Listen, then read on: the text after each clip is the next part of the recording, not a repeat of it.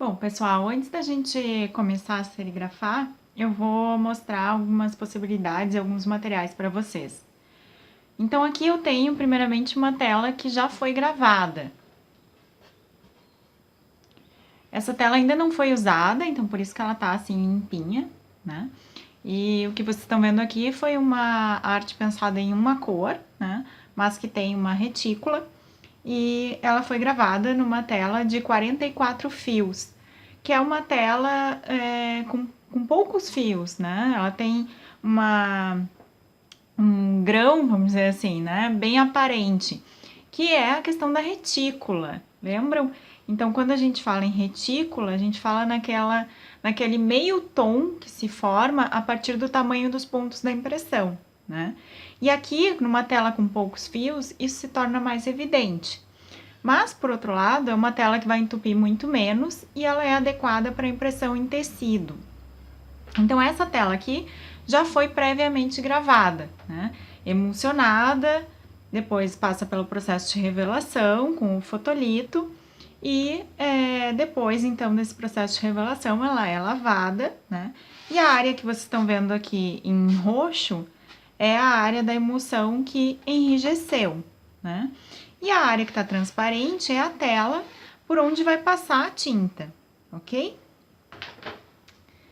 Bom, depois eu tenho aqui uma tela sem gravação nenhuma, antes dela ser emulsionada e gravada.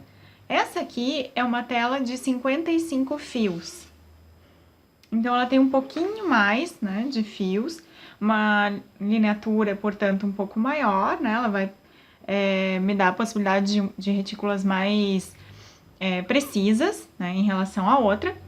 Mas a gente tem telas na serigrafia que vão até 100, 120 fios. Então, se eu for trabalhar com papel, por exemplo, de uma forma bem geral, uma tela de 77 fios já seria bem adequada, né? Se eu quiser ter uma retícula, áreas bem detalhadas, aí talvez uma tela assim de 100, 120 fios seria o melhor.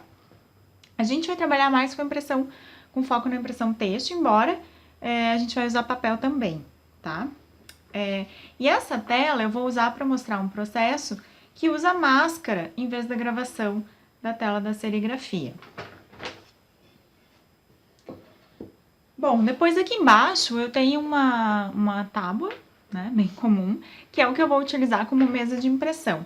Vocês viram que eu fiz a marcação aqui de onde eu vou colocar as telas da serigrafia.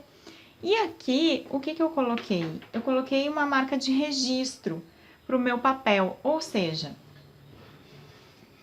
vamos supor que eu vá gravar algo nessa tela, né? Então, eu vou fixar ela na madeira. E aí, eu tenho que saber onde o meu desenho vai ficar sempre. Para quando eu levantar e trocar o papel, ele fique sempre centralizado onde eu quero. Então, para isso, que eu fiz aqueles registros. Quando eu for colocar a folha de papel, ou tecido, enfim, eu alinho por essa marcação que eu colei aqui. Que nada mais é do que um pedacinho de papelão que eu colei fita dupla face embaixo. Então, isso aqui depois pode ser removido, né? Mas fazer essa marcação do registro é bem importante para o papel não ficar desalinhado embaixo na hora que for fazer a impressão, tá? Além disso, eu tenho aqui alguns outros materiais. Vou pegar essa tela de novo. A gente vai precisar vedar a tela em toda essa borda aqui, próximo ao esquadro, tá? Porque senão a tinta pode vazar por aqui, né? Vocês estão vendo que tem a área aqui perto que nem tá emulsionada.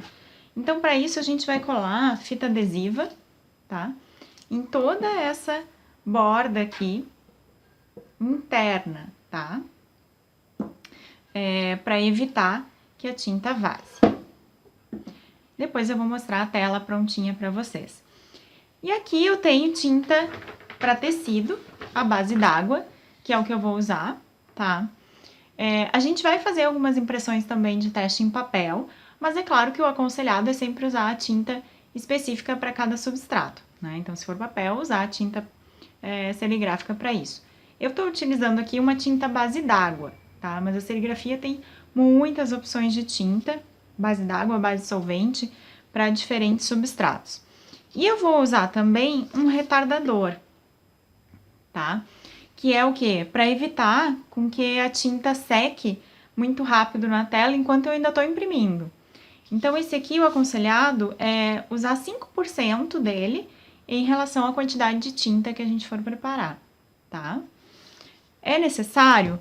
Não, mas vai ajudar no processo para não entupir a tela, né? Não secar antes do tempo. Bom, além disso, a gente vai precisar de um rodo, certo? E uma coisa importante é que o rodo seja sempre menor do que a área interna da tela, né? Pra gente conseguir fazer o movimento sem travar, tá bom? E uma espátula, que nesse caso nem precisaria ser uma espátula mesmo de serigrafia, poderia ser até um palito ou qualquer coisa que vocês fossem usar para tirar a tinta, mexer a tinta, né, e prepará-la. Eu já estou usando tintas prontas, certo? Eu tenho aqui magenta e azul. Mas a serigrafia também oferece a opção de comprar os pigmentos, né, e a base incolor e preparar as cores de acordo com o que vocês desejam, tá bem? Então, basicamente, os materiais são esses, né? Claro que aqui a gente está fazendo uma serigrafia de uma forma bastante adaptada, né? Sem uma mesa específica, nada disso, mas justamente para mostrar que é possível, né? E de substrato, então, eu tenho aqui alguns pedaços de tecido, de algodão, né? Essa tinta, ela também imprime em base sintética. E depois eu tenho aqui alguns papéis que a gente vai testar também. Então, vamos agora preparar o restante do material para a gente começar o processo.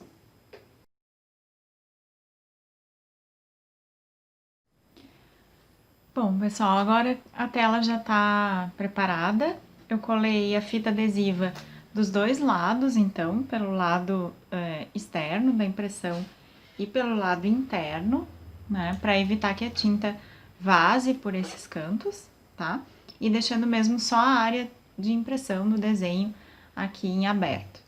E ainda, para quem não tem uma mesa de impressão como eu colei 4 moedinhas nos cantinhos, para quê? Para que a tela não fique em contato direto com o tecido ou o papel. Então, a moeda vai dar essa distância da superfície. E só mesmo quando eu pressionar com o rodo é que ela vai encostar no papel ou no tecido.